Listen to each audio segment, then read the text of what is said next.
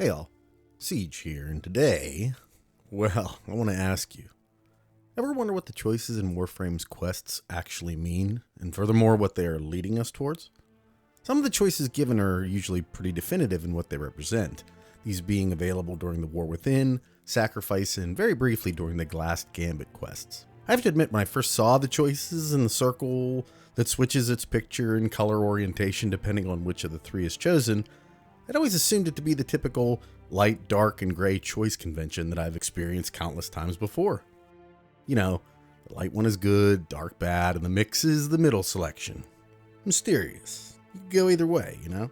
However, although most of the selections seem to be able to follow that pattern, one in particular always bugged me. At the end of the Sacrifice quest, the Tenno is offered his typical three choices, but the light-dark aspect in this instance didn't really match up at all with my typical thinking. Squirm like the maggot that you are, just, I don't know, it doesn't seem too wholesome or good, at least in my eyes. However, I just kind of shrugged it off before, you know?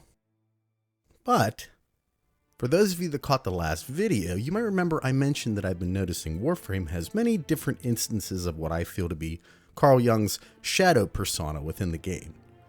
And it's in one YouTube creator's videos in particular that I saw something that, at least in my mind, really does lend a lot of credence to the meaning behind the choice system. And, like always, I also have a theory on what I now think will be the culmination of it all. So, what does the little circle and the choices associated with it represent? According to the Warframe wiki, it's a representation of the player's overall morality as a reflection of the Tenno's state of mind and the resulting consequences to their internal psyche, which, curiously, links directly to the man on the wall. We'll get to him soon enough, but let's look at the choices, how they align with each option, and what they represent taken as a whole. Recently, I've been watching a YouTube content creator by the name of Max Darrett, and although these aren't his original ideas, I feel like he is able to convey the meaning of Jung's shadow in a way that is easy to understand, even without a lot of experience in this area. Truth be told, if this type of thing interests you, I highly recommend visiting his channel and specifically watching his compilation on the book Ion. It might just blow your mind. I'm going to leave a link in the description, and although it can be a lot to grasp, I promise it will make you think, regardless what your belief structure and really anything is. So, here is his idea of the Jungian shadow. The most accessible of the inner archetypes is the shadow. It is easy to access once one accepts that human beings are imperfect and can have negative qualities. All of those contents about oneself that one doesn't like fall into the shadow. The shadow occupies the unconscious realm of our psyche. While not all unconscious contents are shadow contents, like positive memories one might recall, most remain unconscious because they are difficult to integrate into one's conscious being. And now, in regards to this video, here's the part he so eloquently explains that I feel ties the choice system together. Confrontations with the shadow are necessary. There needs to be an unconscious realm to give dimension to the conscious realm. Otherwise, neither can exist. It's like if light were to exist without darkness, or darkness without light. It's an impossibility. Jung theorized that in order for the ego to grow to its highest peak, the Jungian self, one must confront all of the contents of one's shadow. Only then can one's psychological and physical being achieve perfect balance of the opposites, conscious and unconscious, good and evil, etc. Those visuals are what first piqued my interest, but it was when I first started to apply this interpretation to the choices in the quest specifically that the pieces started fitting together. And to me, this singular decision during the confrontation with the Queen is the most important portion because the three choices given almost perfectly align with Jung's ideas. This, of course, got me to addressing all of the choices in the quests, and I believe there's enough evidence to support the idea that the underlying concepts behind them do match up with Jung's interpretation. The choices with the white background, in my opinion at least, represent a suppression of reality, if you will. Essentially not dealing with the situation, rather allowing the situation to linger far longer, potentially under altruistic ideals, but regardless, the problem remains and will have to be dealt with at some point. The Warframe wiki describes the sun choices as those that make the operator kind yet vengeful, which I think matches up quite well with that idea. Although many times construed as the merciful or good choice, it's probably better characterized as an emotional choice. The one that unfortunately does the least, appearing to be noble, while lacking the necessary logical component to not only see the situation for what it is right now, but also for what it might cause in the future. Consider this choice allowed the Grineer Queen to live. This choice, while saving Niwa in the immediate, would go on to destroy her people's way of life. This choice leads to wrath in the sacrifice. In an answer such as, I held out hope, or I hated it, what exactly does that do? It's not even really a decision when you think about it. I think even with the Tenno pouring out the Kuva, this is such a small, worthless thing. I mean, what's one vial in the grand scheme, you know? What do any of these decisions achieve other than postponing the eventual reality of the situation? It's interesting that this choice is called sun because what I see in the picture is the world burning. Something I'm guessing that many of us that have suppressed anger, fear, or hate of a situation might identify in how their own world feels like it's burning down inside while trying to keep a pleasant facade for those around us. That's, of course, my own interpretation, but to only acknowledge the sun and moon aspects of these images would be discounting quite a bit of the overall image, don't you think? Let's move on to the moon choices, those that are considered pragmatic and idealistic. I think these line up most closely with Jung's idea of being consumed by the shadow, actually allowing it to control the individual, becoming an avatar for the shadow, even willing to do its dirty work. Consider the choices associated with it. There were nothing but animals, so I hunted. That's supposedly their parents, mind you. I embraced it? Very telling. Kill her. Consume. In the Glass Gambit quest, the Tenno decides to allow Niwa to die, and with an answer like emptiness over the memory of killing Umbra's son, one can see how these decisions do line up with being consumed by darkness, allowing it to color our own reality negative and black in the ocean of the void. Something one can even see on the image associated with the moon decisions. The entire world consumed by the ocean of darkness.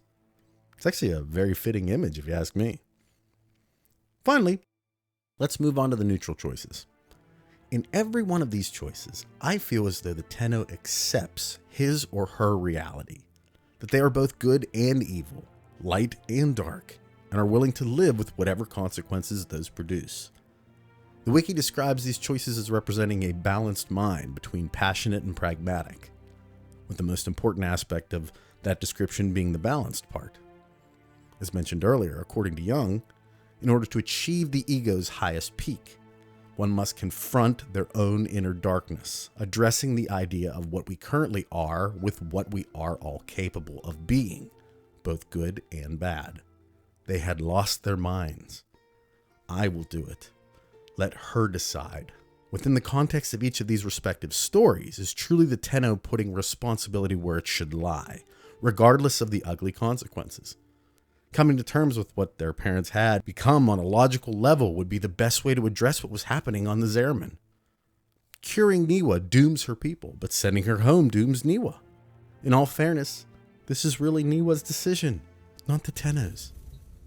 But only a clear-headed individual could understand this, especially in the heat of the moment. It was our fight with the Queen, not Teshin's, which we dealt with.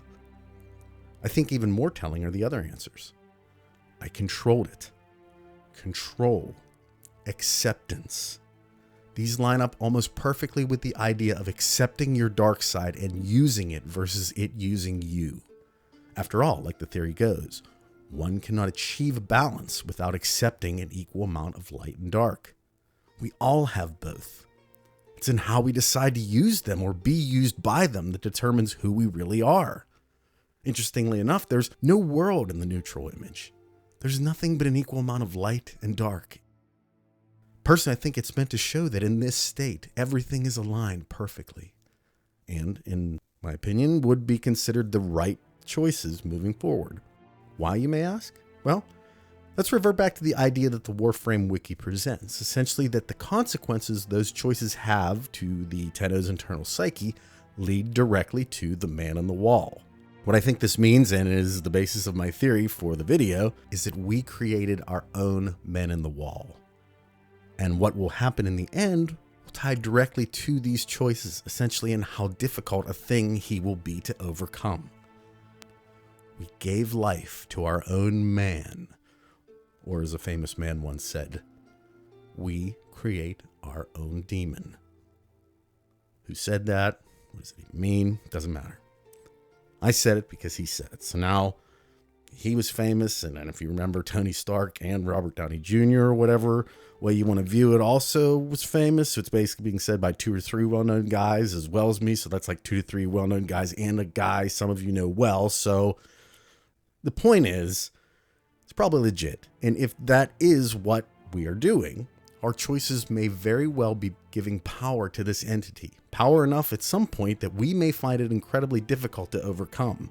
If your current symbol is neutral, I think you have the best chance overall at how your shadow behaves. Because if your choices regarding balance between logic and emotion, your shadow holds the least sway over you. And in fact, it very well may be working for you, becoming an ally of sorts. Something I do think the entity portrays periodically in the game. A sense at least that they're looking out for the greater good of the Tenno overall. If your views have been predominantly sunny, quote unquote, you may find the monster at the end of this story might be a lot more than you can handle, as many of the things you've conveniently repressed have been allowed to fester and metastasize into something darker and more resentful, something angry and spiteful. Don't get me wrong, your intentions were probably in the right place. However, the monster you're creating cares very little about those intentions, and make no mistake, a fight against a very powerful entity of your own making may very well be in your future, and unfortunately in mine as well. See, this is what I chose, and I'm only now understanding the gravity of my decisions, ones the game does not let you change, and rightfully so. And now I'm going to have to face the void demon I've made, and I think he's even begun to show himself. In every mission I run, at some point, here he is. I think the most telling thing was when I replayed the sacrifice quest and noticed that my Tenno is having a harder and harder time repressing the demon as shown in the cutscene. What's really weird is this copy, this image that keeps showing up in my missions, it doesn't have a jaw. It's kind of like Raziel from Soul Reaver, you know? Originally, I thought this was a visual glitch, but it never goes away and is in every mission I do. So maybe it's time I face the demon. He seems to want to show himself, if nothing else. Oh, I almost forgot. Those Tenno that have been completely consumed by the ocean or the moon people, I think it's very possible your actions might not even be your own anymore. Based upon the interactions during the quests and how it links with Young's concepts, you've potentially already been subsumed by the shadow and are most likely doing what it wants rather than the other way around. Never fear, you're not without hope, as understanding this fact is the first step towards enlightenment. But just know, if there's something inside you right now telling you this theory is stupid, it has no merit, what does he know about us anyway? You might just want to ask yourself who that voice actually belongs to. Just saying. All that being said, I hope you enjoyed the video today, as well as my take on how these very interesting concepts I feel are being integrated in the long-form story of Warframe. Now, I might not be completely right with all of this, but it's really hard to ignore all the similarities, as well as what this could finally be leading to, you know? If nothing else, it would make the decisions we've been making much more important than I think anyone gave them credit for. And I think that's pretty cool. At any rate, hope you all have a wonderful day today. A wonderful rest of your week.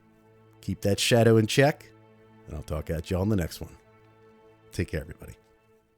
Bye.